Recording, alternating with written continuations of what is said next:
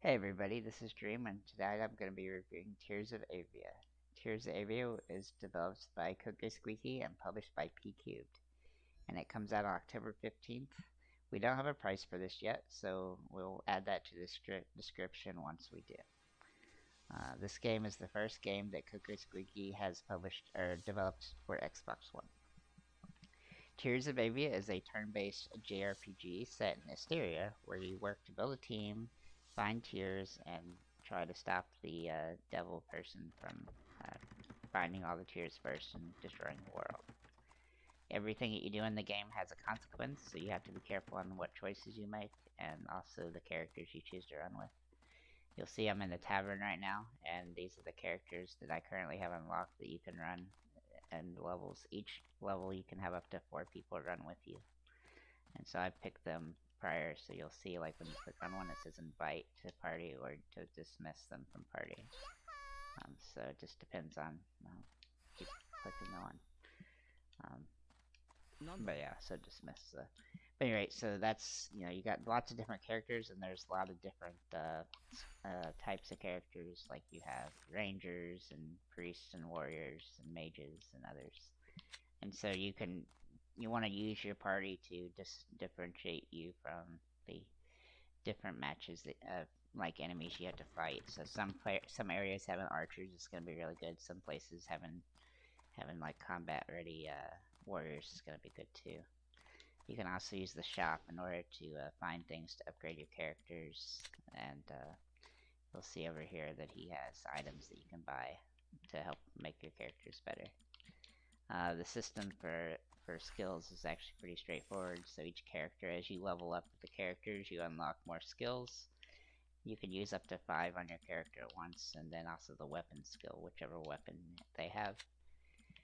The way that the inventory works is pretty nice because you can kind of mix and match everything. So you can put, like, if you want everybody to use bows or people to use scepters or swords or whatever, you can do that based on, and it's going to be based on the pickups that you get when you run levels, what you pick up, and so hopefully you get good stuff. I've gotten pretty good stuff, I think, so far. So, and it's pretty easy to, you can see, like, if I hit X on this thing, I can see what it would do if I switched it out with what they have equipped in that slot.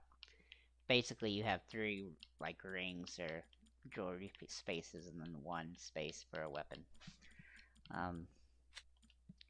Character stats pages are really good. They show you all your strengths and weaknesses of each character that you have unlocked. I did notice that it's really easy to get the priest to level up because of the amount of because you can really just utilize it to massively spam your health into your characters. Overall, I don't think the game is actually that difficult from that standpoint because you can do that. But I'll show you the chapel real quick. In the chapel, you're going to have gods that you can use to make your certain stats better, like your attack damage increased, or your energy cost reduced, or your health healing more effective. And you can use money, coins in the game in order to figure out how you want to set that up. And how you set it up is going to make a difference in how the game plays for you. Let me kind of show you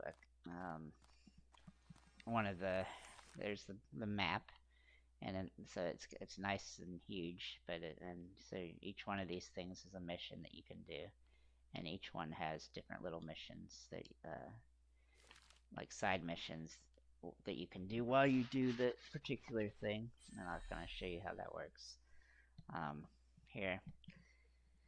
So when you start a player turn, then you have the option to hit this middle thing, and you can pull up the characters you have available to you, and then you can pick one to drop on the map, and then you can use that to choose a skill.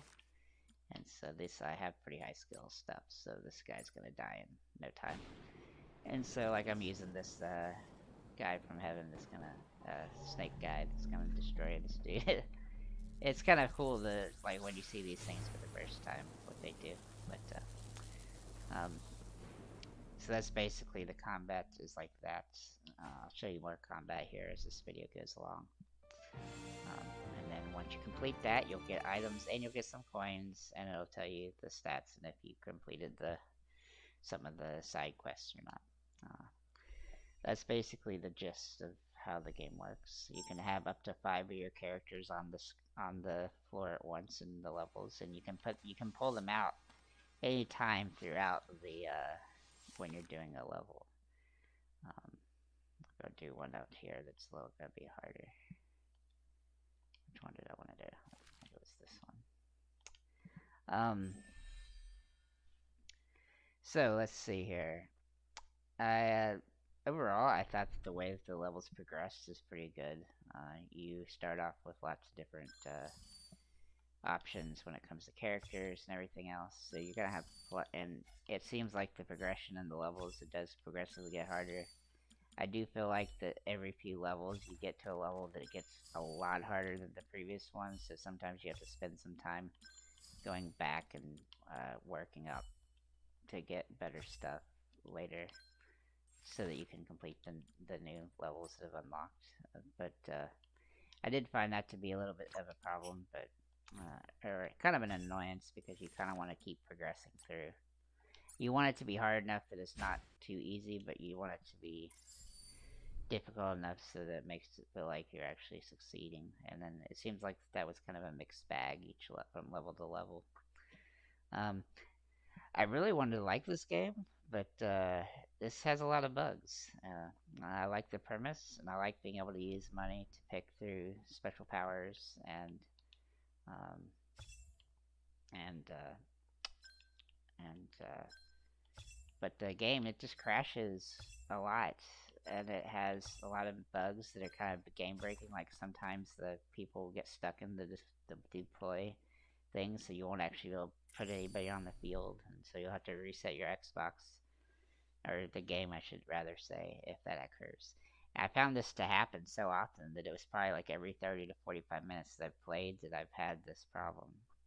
Either the game just overall crashing on its own, or something causing the game to malfunction to where I had to reset it myself.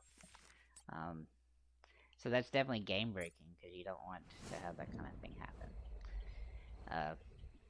I do like the combat aspects of the game. I think it's quite fun, and it works really well when it does work. But sometimes input lag would cause me to do something like this, where I would actually accidentally hit my own character with a attack, and that's not going to make it fun, because you're going to kill your own character, like I just did there.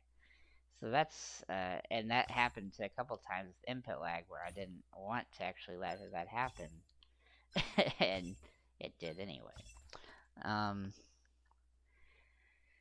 So overall, I'm gonna give this game a 5 out of 10, and the reason I'm gonna give it a 5 out of 10 is because I'm giving 5 points because I really like it when it works. And as you can see while I'm playing here, it's working pretty much okay. I showed you how to kill my own character on accident. Like, I've done that before, not intending to do, because of the wonkiness of the input lag sometimes. But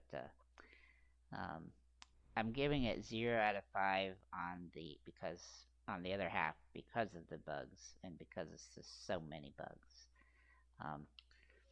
Let's talk about the achievements in this game.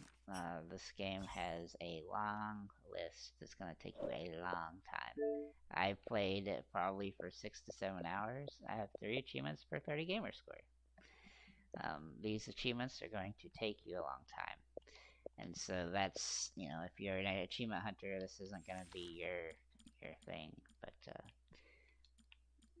not every game has to be about achievements. And so sometimes there's games that you're going to want to play that are going to allow for a lot of other types of things to happen.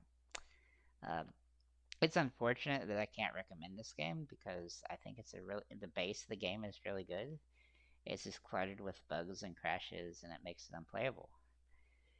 Maybe if a patch comes out, after the launch, maybe that will help make the game better, where it's playable. But at this point, it's somewhat frustrating to get, especially as far as I've gotten in the game. I constantly am getting frustrated by game crashes and things. So We also don't have a price for this game yet, so I can't really make a judgment on that. But I'd say that if they do put a patch out, then even 20 to 25 bucks, maybe even 30, wouldn't be a terrible price based on what it is. But again, that's assuming that they actually fix the game. It could be a really solid title, but we'll have to wait and see what happens from that perspective.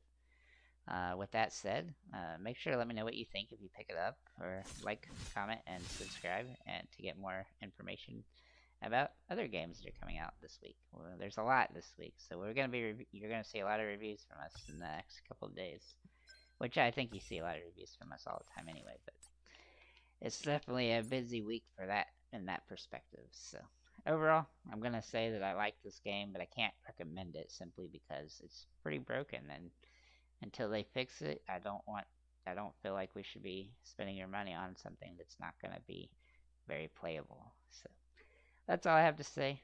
Have a nice day, everybody.